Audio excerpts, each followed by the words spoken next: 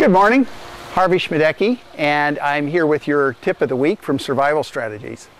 I'm working at home today, writing some more chapters for my next book, which is appropriate to what we're talking about today, because we're talking about how do you get some more time off to do the kind of things that you love to do, some things outside of the office, and also how do you manage your time better inside the office. The title of this is Owner Overload. You will notice that you have owner overload by a few different symptoms.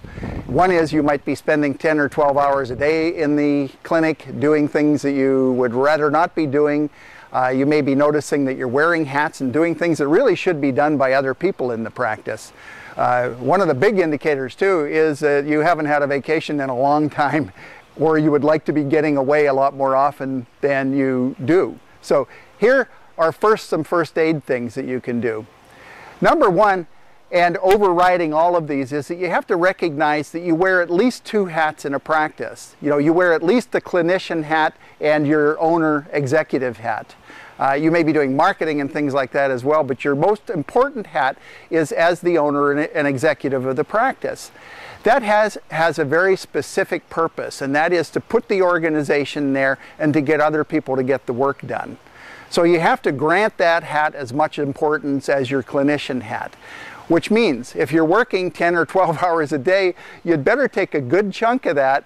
Maybe, even if you have to work 7, 8 hours a day as a clinician, you better take a good chunk of that 2 to 4 hours and spend some time getting organized. If you don't get organized, you're going to stay in chronic cope. This will never get any better. So you set aside some time, and then what do you do during that time? Here's a couple tips on things to do. Look at the hats that you're wearing that other people really should be doing, and write up exactly what you do. You can find some basics on those hats in my book, Keys to Private Practice Success, but you also want to write up for yourself exactly what do you do and how do you get things done in the office, so that you can then bring in the staff member who's supposed to be responsible for that and train them on it. Give them the written hat, work with them day by day until they get it. That'll start taking some of the load off of you. In terms of all the paperwork that's scattered around on your desk, you do this. Go in either early in the morning or when people aren't there at night, or even on a weekend. Get yourself some boxes. You get one box, you mark it trash. You get one box, mark it priority A, the other priority B, and the other priority C. You start taking all this junk and papers and things that are on your desk, and you throw everything in the trash that really doesn't need to be dealt with at all. And there'll be more than that than you might think. Get rid of that. Things that can be done immediately, do it immediately, get it done, get it out of the way. Just end that.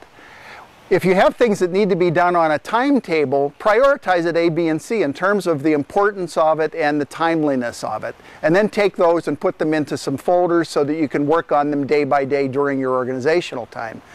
With regard to that vacation, just set it. Just call up your travel agent or go online and commit to it. Find out where you're going to go, pay for your air tickets, get it committed. Then go into the office and pull aside the person that you're going to have handle while you're gone. This should be your most able staff member. Bring that person aside. Write up exactly what it is that you do every week and give them a couple checklists. One daily checklist that shows them the things that get done every day, and one weekly checklist to show the things that have to be done at the end of every week. When you're ready to go, about a week or two before you're ready to go, put that person in your position and actually have them run the practice, while you're observing, so that you can be sure that they've got it. And then on the last day, right before you're ready to go, don't tell anybody where you're going. Give them a phony cell phone number and just take off. You might feel bad. You might think like you're leaving your kids in the pool here, little toddlers in the pool, and taking off. But trust me, they're adults. They will figure it out. And even if they have a rough time figuring out, it's a great drill for them to learn how to handle things without having to come to you to sort it all out. Now, long-term cure. Exactly what I said at the beginning. You have to recognize you wear an executive hat. The people that I have seen, we've worked with over 4,000 clients, and we've had many of them who've got themselves in a position of power of choice over their time investment in the practice and exactly how they handle things, and they have one common denominator. Those people have made a commitment to becoming as competent an executive as they are a clinician. The fortunate news is you don't have to reinvent the wheel. If you get the book Keys to Private Practice Success, section by section, it goes through the PR and marketing, aspects of running a practice, the organizational aspects of running a practice, the financial control aspects of running the practice. It's all there. You know, all the basics are there in that book. In addition, we take each one of those sections in the book and we do a 1-hour webinar every week to help you implement what you've learned. You can log on to www.survivalstrategies.com and you can both order the book and you can register for the webinars. They're free, the webinars. So I'd like to have you aboard and join us for that. So I'm going to keep this brief. I know you're overloaded already.